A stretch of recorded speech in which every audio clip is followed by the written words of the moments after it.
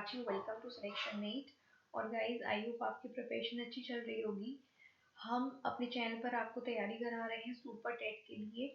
और अगर आप इसके अलावा किसी भी टीचिंग एग्जाम की तैयारी कर रहे हैं, लाइक केवीएस की भी अपकमिंग वैकेंसीज आने वाली हैं, तो उनके लिए अगर आप प्रिपेयर कर रहे हैं तो उतना ही यूजफुल वीडियो ये आपके लिए होने वाला है। इसमें हम हर अच्छे क्वेश्चंस को डिस्कस करते हैं, बेसिक टू एडवांस लेवल। ठीक है, तो किसी भी अगर आप टीचिंग एग्जाम की तैयारी कर रहे हैं, सुपर टेट या फिर केवीएस या DSSB के लिए, तो जहाँ पर जीके आता है, आज हम जीके के बारे में डिस्कस करेंगे, तो ये आपके लिए इक्वली बेनिफिशियल होगा सभी एग्जाम्स के लिए। आज हम डिस्कस करने जा रहे हैं जीके, और जीके का पार्ट नंबर होगा 3। इसका मतलब जीके के पार्ट 2 पहले आ चुके हैं, और आज के हमारी क्लास नंबर है 19, यानी कि इससे पहले हमारे 18 लेक्चर्स आ चुके हैं सुपर टेट के डिफरेंट सब्जेक्ट्स, जिसमें हमने डिस्कस किए हैं, like reasoning, mathematics, GK, science, CDP। तो हमने इन सभी टॉपिक्स को डिस्कस किया है, सभी जो सब्जेक्ट्स हैं उनको डिस्कस किया है। अगर आप चैनल पर नए हैं तो एक बार वीडियोस को विजिट कर लें। अगर आप चैनल पर नए हैं और अभी तक आपने सब्सक्राइब नहीं किया है तो सब्सक्राइब जरूर कर लें चैनल को, और बेल आइकन को प्रेस कर लें। डिस्क्रिप्शन में हमारे टेलीग्राम चैनल का लिंक है, वहाँ पर आपको सेशन की PDF मिल जाती है, तो उसको आप ज्वाइन कर सकते हैं। तो चलिए अब हम आज के क्वेश्चन की ओर बढ़ते हैं। फर्स्ट क्वेश्चन आज हमारे पास क्या है? क्वेश्चन कहता है, प्राचीन काल से ही बिहार की पावन भूमि पर संगीत साधना में प्रमुख स्थान किसका है? प्राचीन काल की बात चल रही है। प्राचीन काल से ही बिहार की जो पावन भूमि है बिहार की, उस पर संगीत साधना में प्रमुख स्थान किसका है? पहला ऑप्शन है गौतम, दूसरा है याज्ञवल्क्य, तीसरा है ऋषि भृगु, या फिर ये चारों। यहाँ पर आपको स्पेसिफिक पूछा है बिहार पर किसके लिए? संगीत साधना के लिए इनका प्रमुख स्थान है, ये आपको बताना है। 4 ऑप्शन आपके पास है। यहाँ पर हमारा जो प्रोसेस होता है क्वेश्चन को करने का, वो ये होता है कि आपके पास 4 ऑप्शन है, आप अपना जो आपको ठीक लगता है वो मार्क कीजिए, फिर हम राइट आंसर को डिस्कस करते हैं। तो चलिए, अब तक आपने अपना राइट आंसर मार्क कर लिया होगा। यहाँ पर हम राइट आंसर देख लेते हैं, तो हो जाएगा हमारा ऑप्शन नंबर डी, यानी कि सभी। तो अगर हम बात करते हैं बिहार में, प्राचीन काल में बिहार की पावन भूमि पर संगीत साधना में प्रमुख स्थान किसका था? तो गौतम, याज्ञवल्क्य और ऋषि भृगु, इन तीनों का महत्वपूर्ण स्थान था। आई होप ये क्वेश्चन क्लियर होगा। तो चलिए अब नेक्स्ट क्वेश्चन की बात करते हैं। नेक्स्ट क्वेश्चन कहता है, निम्नलिखित में से कौन सा एक संवैधानिक निकाय नहीं है? एक कॉन्स्टिट्यूशनल बॉडी नहीं है। संवैधानिक जो निकाय होता है वो होता है कॉन्स्टिट्यूशनल बॉडी। ठीक है, तो इनमें से कौन सी कॉन्स्टिट्यूशनल बॉडी नहीं है? नहीं है बताना है। फर्स्ट ऑप्शन है संघ लोक सेवा आयोग, UPSC जो होता है, राज्य का जो लोक सेवा आयोग होता है वो, वित्त आयोग, या फिर योजना आयोग, प्लानिंग कमीशन।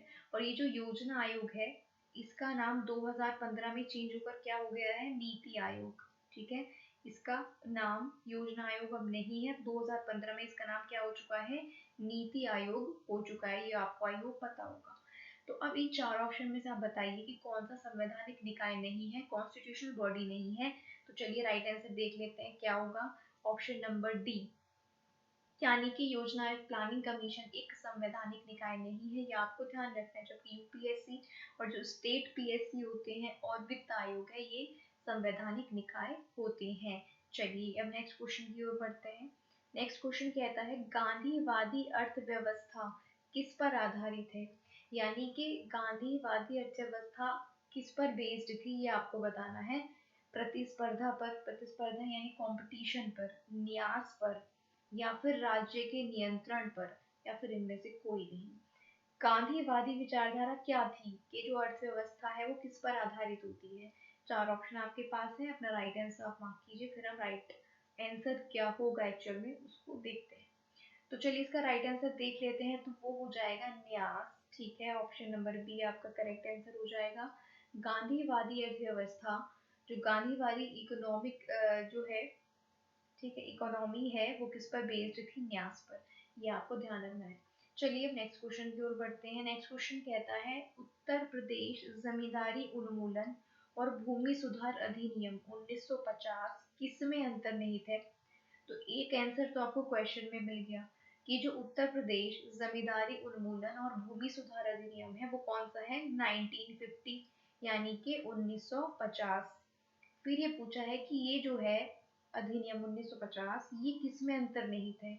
क्या ये 5वीं अनुसूची में है, 7वीं अनुसूची में है, 9वीं अनुसूची में है या 11वीं अनुसूची में है? अपना आंसर आप राइट मार्क कीजिए। ठीक है, तो आप ध्यान रखेंगे उत्तर प्रदेश जमींदारी उन्मूलन और भूमि सुधार अधिनियम 1950 है 1950, और ये किस में अंतर्निहित है? तो ये अंतर्निहित है 9वीं अनुसूची में, यानी कि जो 9th है आपकी अनुसूची, 9वीं अनुसूची है, उसमें आपका क्या है, ये वाला जो अधिनियम है 1950 ये इसमें अंतर्निहित है। कौन सी अनुसूची में? 9th में, ये आपको ध्यान रखना है। चलिए अब नेक्स्ट क्वेश्चन की बात करते हैं।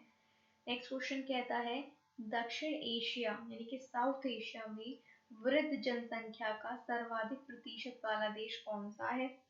तो यहाँ पर बात हो रही है साउथ एशियन कंट्रीज की।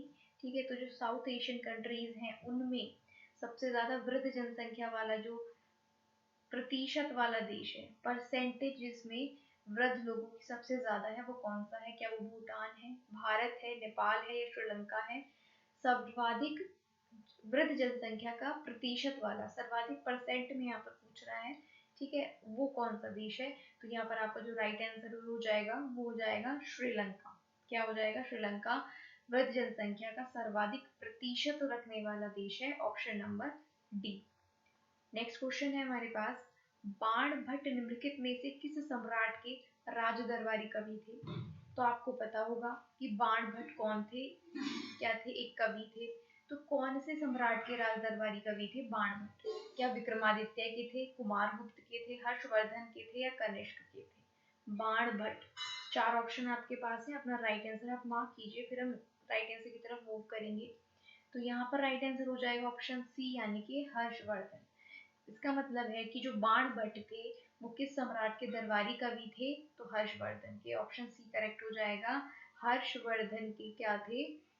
दरबारी कवि थे। कौन? बाणभट्ट। ठीक है, तो बाणभट्ट और हर्षवर्धन आप एक साथ याद रखना दोनों के नाम। बाणभट्ट किसके राज दरबारी कवि थे? हर्षवर्धन के। चलिए नेक्स्ट क्वेश्चन की बात करते हैं।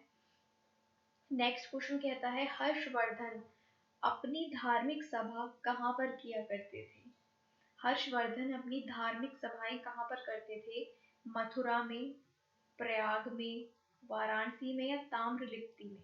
ठीक है, आपको 4 ऑप्शन आपके पास है, आपको राइट आंसर यहाँ पर देना है कि हर्षवर्धन अपनी धार्मिक सभा कहाँ पर किया करते थे। तो यहाँ पर जो राइट आंसर हो जाएगा वो हो जाएगा बी यानी कि प्रयाग में। तो आपको यहाँ पर ध्यान रखना है प्रयाग का। ठीक है, हर्षवर्धन जो थे वो अपनी धार्मिक सभाएं कहा करते थे? प्रयाग में किया करते थे, ये आपको ध्यान रखना है। चलिए नेक्स्ट क्वेश्चन की बात करते हैं। नेक्स्ट कहता है एक महान रोमानी नाटक कादम्बरी का लेखक कौन है? ये आपको बताना है।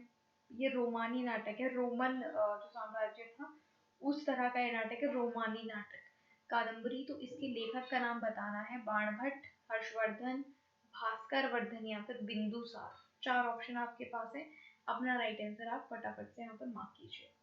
तो अगर हम बात करते हैं राइट आंसर की, तो यहाँ पर हो जाएगा बाणभट्ट, यानी कि जो रोमानी नाटक कादम्बरी है इसको किसने लिखा है? बाणभट्ट। क्योंकि बाणभट्ट क्या थे? एक कवि थे, और किसके राज दरबारी थे? हर्षवर्धन के। किसके दरबारी कवि थे बाणभट्ट? हर्षवर्धन के। और कादम्बरी किसकी रचना है? बाणभट्ट की है, ये आप ध्यान रखेंगे। चलिए नेक्स्ट क्वेश्चन पर चलते हैं।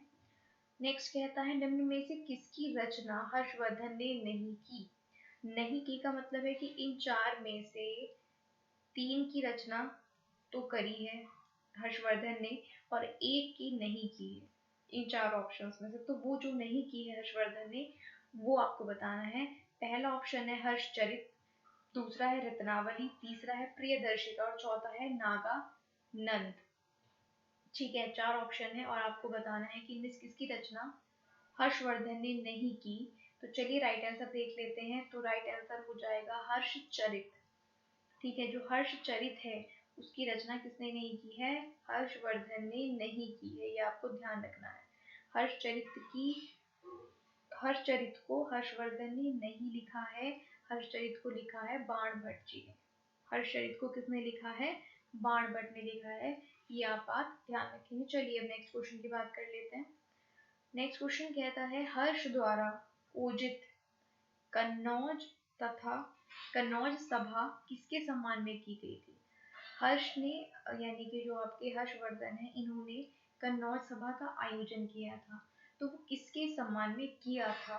फाहयान के, इतसिंह के, हुएनसांग के या मेगास्थनीज के? You have 4 option and you have to mark the right answer. Harsh ने कन्नौज में, जगह का नाम भी आप याद रखेंगे, हर्ष ने जो हर्षवर्धन थे उन्होंने कन्नौज में किसके सम्मान में सभा का आयोजन किया था? तो यहाँ पर आपका राइट आंसर हो जाएगा हुएनसांग, क्योंकि ऑप्शन सी करेक्ट हो जाएगा। हर्ष के समय में कौन सा विदेशी यात्री आया था? तो हुएनसांग ही आया था। ठीक है, तो इसलिए कहाँ पर? कन्नौज में। कहाँ पर? कन्नौज में हर्ष ने क्या की थी? एक सभा का आयोजन किया था इनके सम्मान में, तो ये आप याद रखेंगे। चलिए अब नेक्स्ट क्वेश्चन की बात करते हैं। नेक्स्ट क्वेश्चन है वायुमंडलीय दाब मापने का पैमाना यानी कि स्केल क्या है? तो वायुमंडलीय दाब होता है एटमॉस्फेरिक प्रेशर। एटमॉस्फेरिक प्रेशर, तो एटमॉस्फेरिक प्रेशर को हम किससे मेजर करते हैं? आपको ये बताना है। बैरोमीटर से, मिलीमीटर से, वोल्टमीटर से या डेकामीटर से? You have 4 option. Please right, please यहाँ पर आप अपना राइट आंसर मेंशन कीजिए, फिर हम इसका राइट आंसर देखेंगे कि क्या होगा। तो इसका राइट आंसर हो जाएगा ऑप्शन नंबर ए यानी कि बैरोमीटर। बैरोमीटर होता है किसका स्केल? एटमॉस्फेरिक प्रेशर का, यानी कि वायुमंडलीय दाब। वायुमंडलीय दाब का पैमाना होता है बैरोमीटर, ये आप ध्यान रखेंगे। चलिए नेक्स्ट क्वेश्चन की बात करते हैं। नेक्स्ट कहता है कि अमीबा में कुल कितनी शेल या कोशिका होती हैं? कोशिका क्या को क्या बोलते हैं? सेल बोलते हैं। तो जो अमीबा है उसमें कितनी शेल होती हैं या कितने सेल होते हैं या फिर कितनी कोशिका होती हैं अमीबा में? 1, 2, 3 या फिर 4? अमीबा में कितने सेल या कोशिका होते हैं? ठीक है, तो अमीबा में होता है एक सेल या फिर एक कोशिका, क्योंकि अमीबा को क्या कहा जाता है? एक कोशिकीय जीव कहा जाता है। अमीबा को क्या कहा जाता है? एक कोशिकीय जीव कहा जाता है, यानी कि इसमें क्या होती है? एक कोशिका होती है, एक सेल होता है। तो ऑप्शन ए यहाँ पर क्या हो जाएगा? करेक्ट हो जाएगा। चलिए नेक्स्ट की बात करते हैं। नेक्स्ट कहता है नागालैंड भारत का विधिवत राज्य कब बना? विधिवत यानी कंप्लीट, फाइनली नागालैंड भारत का राज्य पूर्ण रूप से कब बना? 1963, 64, 65 या 66 में? आपको बताना है कि जो नागालैंड है जिसकी कैपिटल क्या है? कोहिमा। ठीक है, तो ये जो नागालैंड है ये विधिवत भारत का राज्य कब बना, ये आपको बताना है। यहाँ पर राइट आंसर हो जाएगा ऑप्शन ए। आप याद रखेंगे 1963 में। 1963 में नागालैंड भारत का विधिवत रूप से राज्य बना 1963 में, आप ध्यान रखेंगे। ऑप्शन ए क्या हो जाएगा? राइट आंसर हो जाएगा। नेक्स्ट को देखते हैं। नेक्स्ट क्वेश्चन कहता है कि उत्तर पूर्व सीमांत रेलवे में सबसे बड़ा रेलवे स्टेशन कौन सा है? उत्तर पूर्वी सीमांत रेलवे की बात हो रही है। उत्तर पूर्वी, ठीक है, यहाँ पर ईस्ट, वेस्ट, नॉर्थ और साउथ। नॉर्थ ईस्ट, उत्तर पूर्व क्या होता है? नॉर्थ ईस्ट वाला जो आपका पोर्शन है। तो नॉर्थ ईस्ट वाला जो सीमांत रेलवे है उसमें सबसे बड़ा रेलवे स्टेशन आपको बताना है कौन सा है? मालीगांव, जलगांव, फुलेरा या मालाखेड़ा? 4 ऑप्शन आपके पास हैं और राइट आंसर देख लेते हैं क्या होगा। तो ऑप्शन ए राइट आंसर होगा, यानी कि मालीगांव। तो आप याद रखेंगे साउथ ईस्ट में, सॉरी नॉर्थ ईस्ट में, नॉर्थ ईस्ट की यहाँ पर बात हो रही है। नॉर्थ ईस्ट यानी कि उत्तर पूर्व सीमांत रेलवे में सबसे बड़ा रेलवे स्टेशन है मालीगांव। ठीक है, मालीगांव है, ऑप्शन ए राइट आंसर हो जाएगा, इसको आप ध्यान रखेंगे। नेक्स्ट क्वेश्चन आपसे पूछ रहा है पॉलिटी से कि मुख्यमंत्री की नियुक्ति कौन करता है? बहुत इजी क्वेश्चन है। कौन अपॉइंट करता है चीफ मिनिस्टर ऑफ स्टेट को? ठीक है, स्टेट में चीफ मिनिस्टर होता है, उसको कौन अपॉइंट करता है? आपसे ये पूछा है। राज्यपाल, राष्ट्रपति, मुख्य न्यायाधीश या फिर प्रधानमंत्री? इन चारों में से कौन अपॉइंट करता है सीएम को?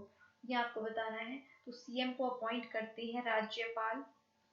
राज्य के जो राज्यपाल होंगे, ठीक है, वो किस गवर्नर होंगे, वो किसको अपॉइंट करेंगे? मुख्यमंत्री को। तो ऑप्शन ए यहाँ पर आपका राइट आंसर हो जाएगा। सो गाइज ये आज का वीडियो था। हमने जीएस के यहाँ पर बहुत इंपॉर्टेंट प्रीवियस ईयर क्वेश्चंस को डिस्कस किया है जो कि एक अच्छे लेवल के एग्जाम्स में पूछे गए हैं। अगर वीडियो आपको अच्छी लगी है तो लाइक करके ज़रूर बताएं वीडियो और क्वेश्चन आपको अच्छे लगे हैं। और वीडियो को देखने के बाद लाइक करें। लाइक करने के बाद आप जाने से पहले वीडियो को अपने जितने भी ग्रुप्स हैं उनमें शेयर कर दें, ज़्यादा से ज़्यादा अपने फ्रेंड्स के साथ शेयर करें। और सबसे बोलें कि चैनल को सब्सक्राइब भी ज़रूर कर लें, क्योंकि यहाँ पर आपको बिल्कुल ऑथेंटिक कंटेंट मिलता है, कम समय में मिलता है। बिल्कुल इंपॉर्टेंट क्वेश्चन यहाँ पर क्या किए जाते हैं डिस्कस, जो कि एग्जाम में आने की प्रोबेबिलिटी होती है। तो चैनल को अभी तक सब्सक्राइब नहीं किया है तो सब्सक्राइब करके बेल आइकन को प्रेस कर लें। आने वाले टाइम में हम लगातार प्रिपरेशन कर रहे हैं सुपर टेट की, तो जितनी भी वीडियोस हैं आपको उनका नोटिफिकेशन मिलता रहेगा। So this is for today, thank you for watching the video.